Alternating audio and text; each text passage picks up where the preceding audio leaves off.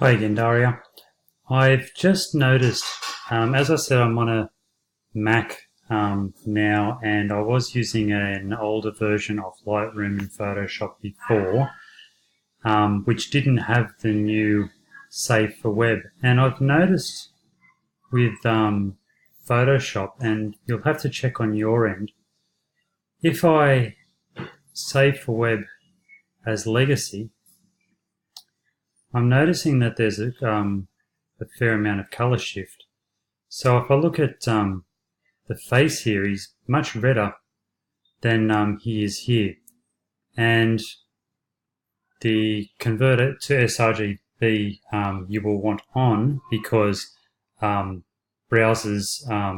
need sRGB, or some browsers do anyway. So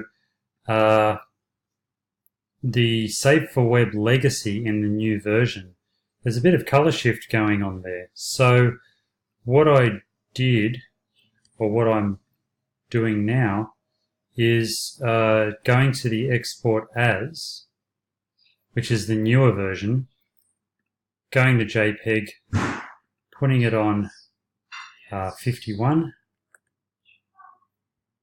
and I'll just put this at 200%. And I can see that the colors are as they are on Photoshop, on my computer at least. So what have I got? 528 kilobytes there. And if I go down to 50, 444. So it's pretty much the same as Legacy in terms of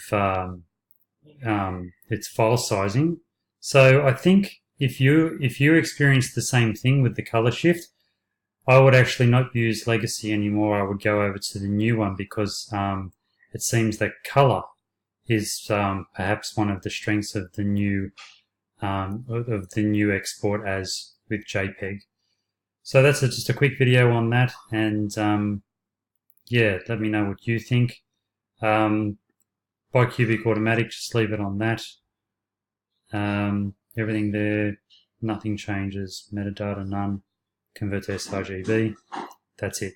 So if you could export at that, if the color is not shifting for you with the new feature, go with that. Thank you.